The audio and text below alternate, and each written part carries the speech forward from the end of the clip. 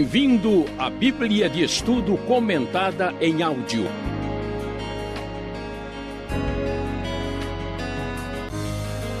Estudo 124, baseado em 1 aos Coríntios, capítulo 14.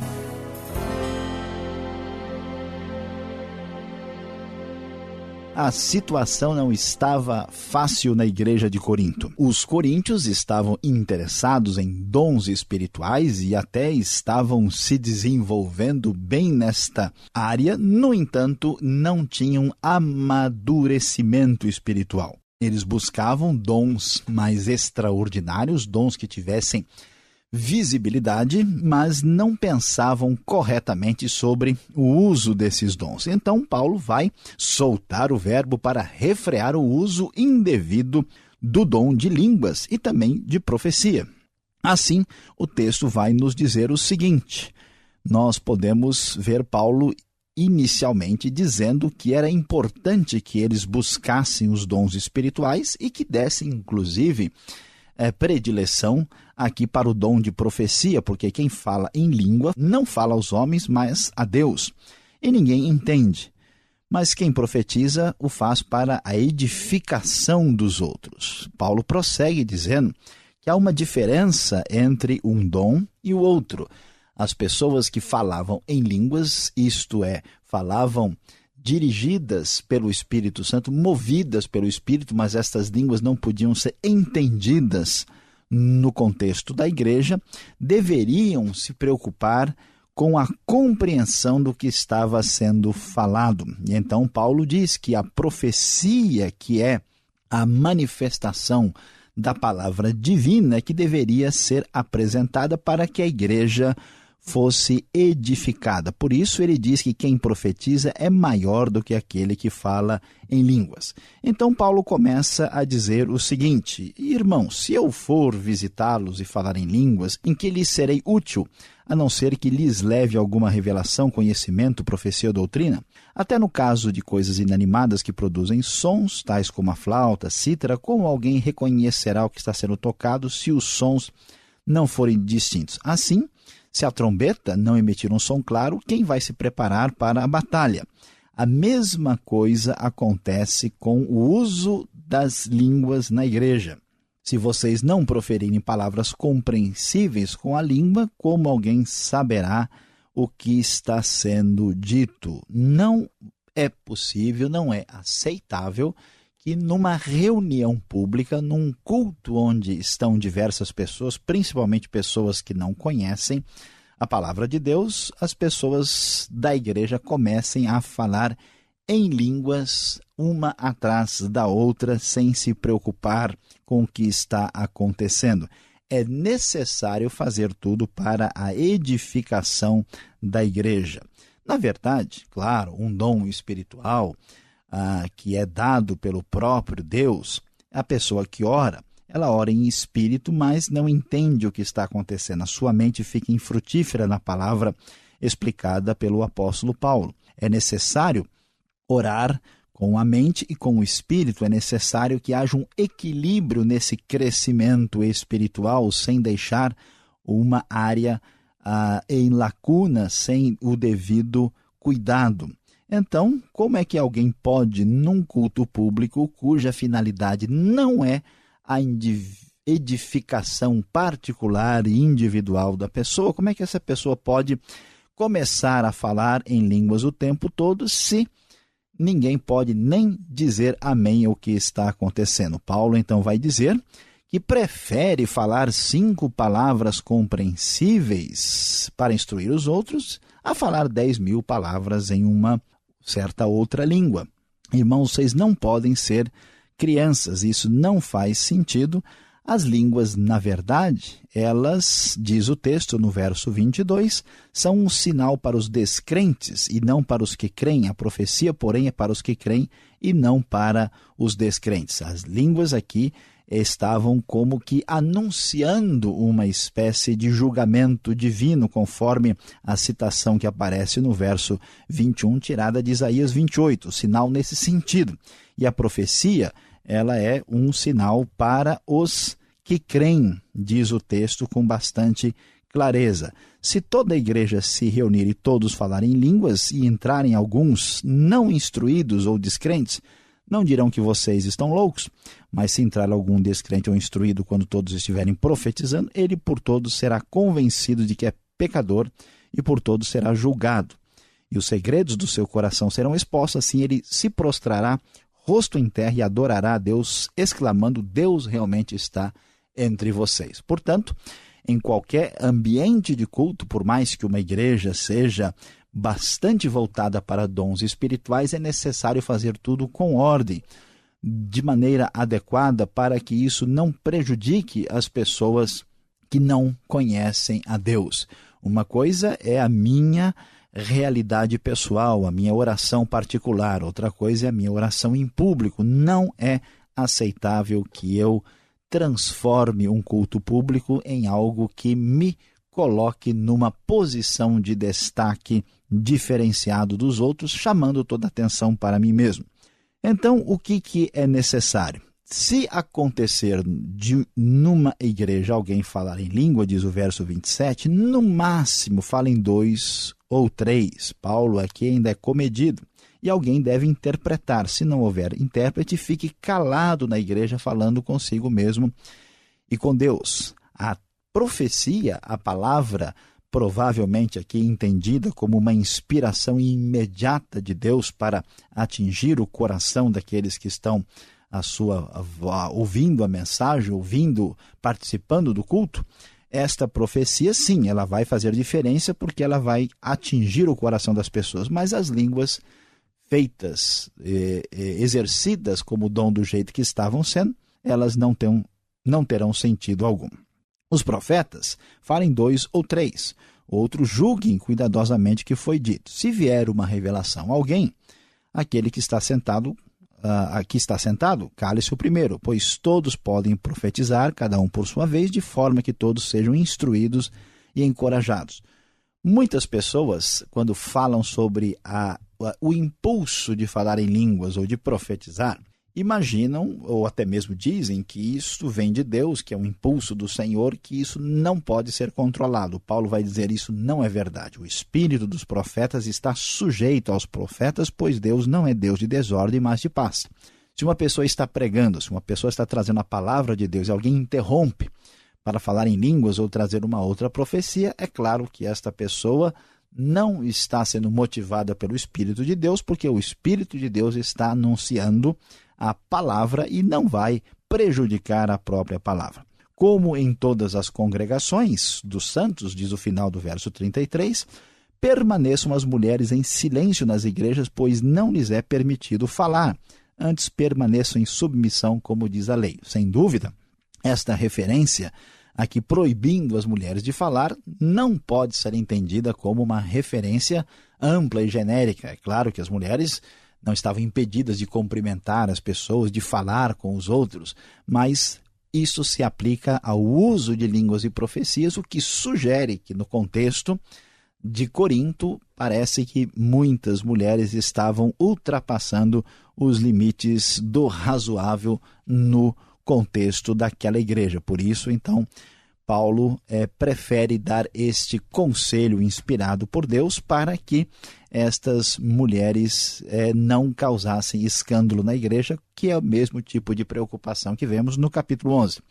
Se quiserem aprender alguma coisa, que pergunte a seus maridos em casa, pois é vergonhoso uma mulher falar na igreja. É claro, novamente, a questão contextual, neste mundo em que eles viviam, o fato de uma mulher querer se sobrepor, aparecer na igreja, escandalizava, trazia dificuldades. Então, em vez de querer projetar-se ou chamar a atenção por meio de dons que chamavam a atenção por si mesmos, ou então interrompendo aquilo que estava sendo feito para fazer perguntas, elas deveriam evitar tal situação para dar prioridade para os outros, para colocar aqueles que eram alvos da edificação da palavra em primeiro lugar.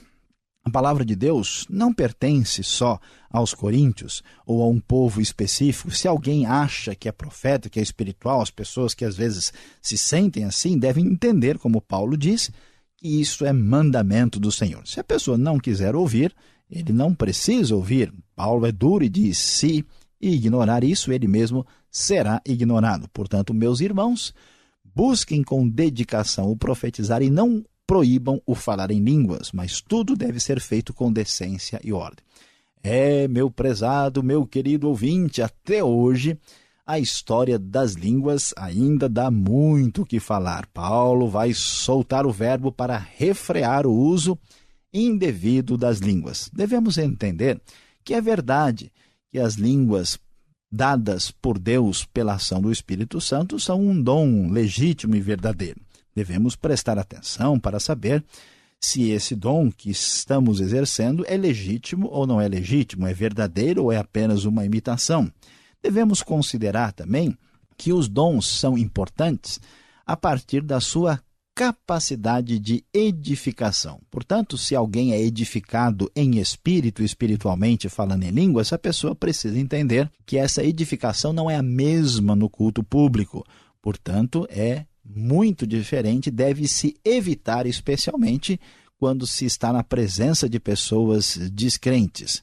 Além disso, devemos entender que línguas ou profecias extraordinárias não são sinais de verdadeira espiritualidade. Tanto é que os coríntios tinham esses dons, mas estavam agindo de maneira absolutamente infantil. E não é porque estas coisas eram mal utilizadas que elas são absolutamente rejeitadas e condenadas. A palavra de Paulo é muito clara. Nós não podemos fechar a mente e o coração para as manifestações extraordinárias que Deus é capaz de fazer. Por isso ele diz: não proíbam o falar em línguas, evitando qualquer atitude radical que pudesse surgir na igreja.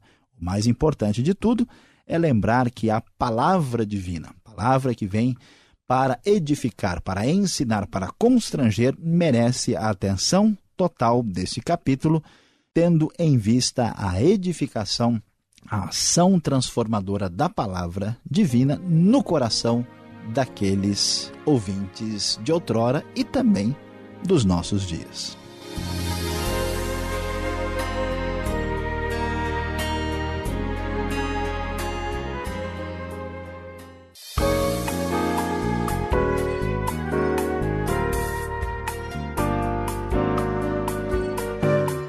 Hoje a aula está sensacional. Estamos dando aqui, com as línguas nos dentes. Professor Luiz Saião, que línguas são essas que aparecem na primeira carta de Coríntios, capítulo 14? Como devemos entendê-las, compreender? Explica um pouco melhor. Pastor Alberto, essa tarefa não é nada fácil. Há uma grande discussão sobre as línguas no Novo Testamento. Para a gente ter ideia, algumas pessoas mais radicais tentaram sugerir que essas línguas eram, inclusive, manifestações pagãs, das religiões de mistério que Paulo está condenando aqui. Não há nenhum sinal disso no próprio texto. Outras pessoas apresentaram uma sugestão que línguas é uma coisa que a gente estuda e aprende, e que, portanto, deveria ter algum sinal disso aqui. Também isso não é possível, não há nenhuma realidade. Não há dúvida que a língua aqui é uma manifestação milagrosa da parte de Deus quando alguém movido pelo Espírito é capaz de falar uma língua que não sabe. A dúvida que nós temos é se essa língua ela é apenas uma língua estática, quando uma pessoa emocionalmente é tomada pelo Espírito Santo e começa a falar de uma maneira que ninguém entende, mas o que ela está dizendo não são palavras mesmo de uma outra língua, são apenas uma manifestação estática dirigida por Deus, mas sem vocábulos reais de uma outra língua. Ou se são milagres mesmos, quando uma pessoa fala uma língua estrangeira que ela nunca estudou pelo poder do Espírito. Aparentemente, é o que nós podemos constatar em Atos. Em Atos, a pessoa fala um idioma que não sabia pelo Espírito Santo. E os estudiosos debatem e discutem para saber se a língua de Atos é a mesma língua falada em Corinto. Muita gente acha que não. Aqui nós não podemos ser dogmáticos, estamos estudando a questão, mas na nossa opinião, toda língua que é dada pelo Espírito Santo deve ser milagrosa. Ela é um sinal e um sinal milagroso. Então, acreditamos que as línguas do Novo Testamento, de fato, eram um milagre quando alguém falava uma língua sem ter estudado isso. Além dessa questão, pastor Alberto, tem muitas pessoas que, algumas comunidades cristãs entendem que quando uma pessoa tem uma experiência com o Espírito Santo, esta experiência significa que a pessoa foi, como se diz, batizada no Espírito Santo, ou foi cheia do Espírito Santo, que isso deve ser acompanhado de falar em línguas. Mesmo que uma experiência com o Espírito Santo possa ser acompanhada por línguas, não significa que somente pessoas que falam em línguas são cheias do Espírito e plenas, né, desta vida espiritual que nós temos prometido nas Escrituras para quem a busca. Então é necessário ter uma atitude de bom senso e perceber que as línguas que aconteciam em Corinto parecem, tudo indica que eram dons verdadeiros, mas que mesmo sendo dons verdadeiros e espirituais, há fragilidade de amadurecimento espiritual permitia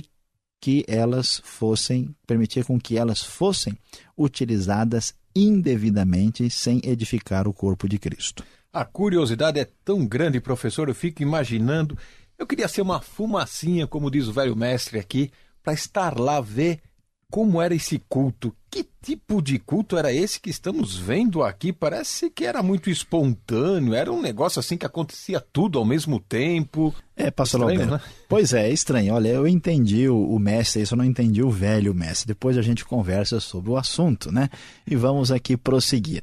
Olha, é que nós, vindo assim desse contexto mais ocidental, estamos acostumados em grande parte com cultos muito estruturados e organizados em muito da nossa tradição.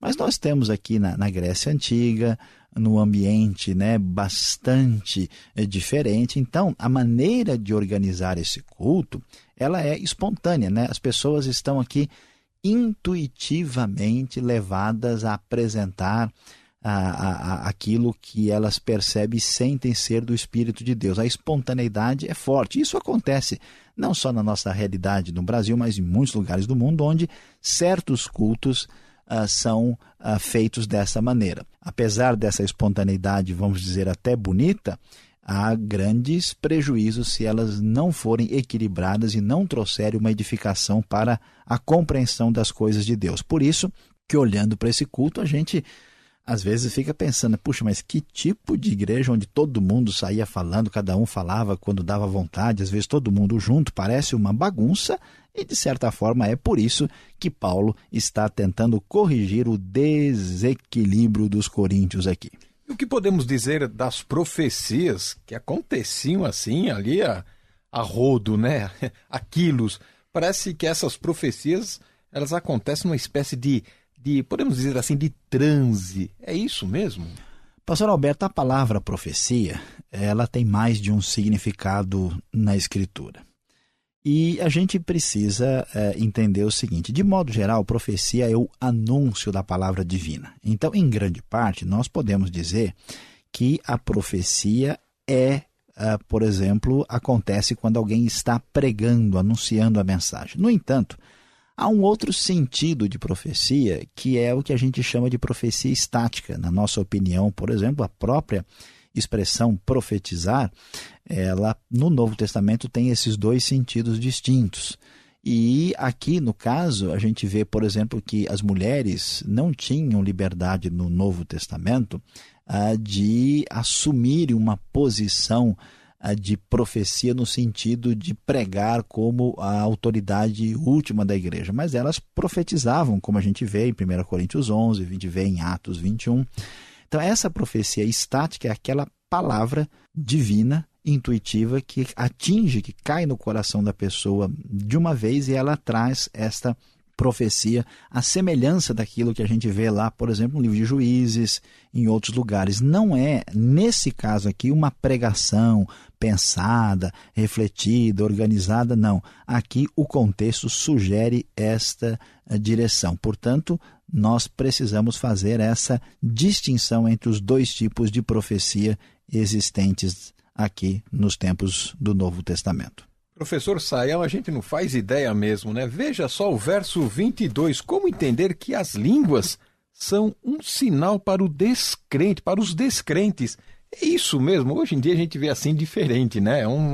Parece uma ostentação de espiritualidade. Aqui parece que é outro assunto, outra ideia.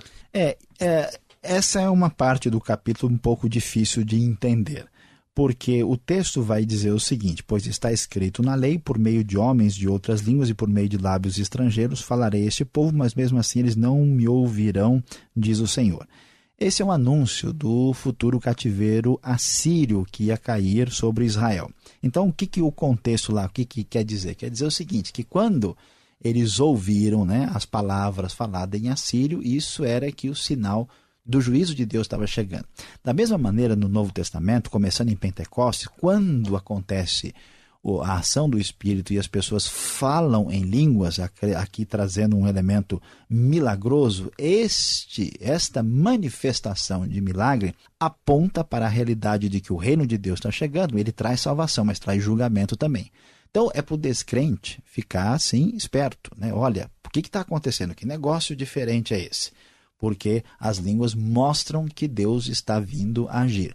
Como o propósito da igreja era ensinar, trazer a salvação, levar a pessoa a conhecer a Deus, ficar apenas anunciando um sinal que para o descrente só lembrava o juízo, não era recomendável e nem era a orientação principal. Devemos então permitir o uso de línguas nas igrejas nos dias de hoje, professor? Pastor Alberto, essa pergunta não é fácil, né? Porque as igrejas têm tradições e posicionamentos diferentes, interpretações diferentes sobre essa questão. Nós devemos enfatizar que tudo que for para edificação deve ser feito.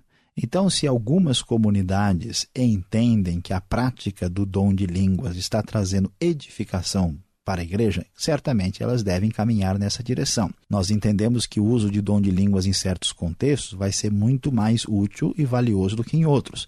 Se certas comunidades cristãs entendem que o dom não está fazendo diferença e não está trazendo a edificação necessária, certamente então o dom não deve estar aí na lista de prioridades. O importante é que é uma posição de equilíbrio. Nós não podemos achar que línguas é tudo, que línguas representa verdadeira espiritualidade e julgar e questionar quem não está falando em línguas, e também não podemos proibir e dizer que isso não existe, que não faz sentido e trazer um julgamento sobre as pessoas que estão falando.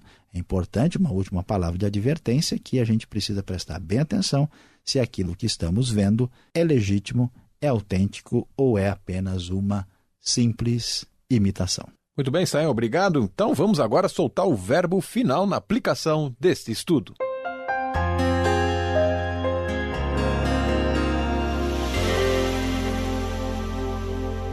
Hoje no Rota 66, estudando 1 Coríntios capítulo 14, falamos sobre soltando o verbo para refrear as línguas. Você viu quanta complicação para lidar com línguas e profecia no culto público na igreja de Corinto.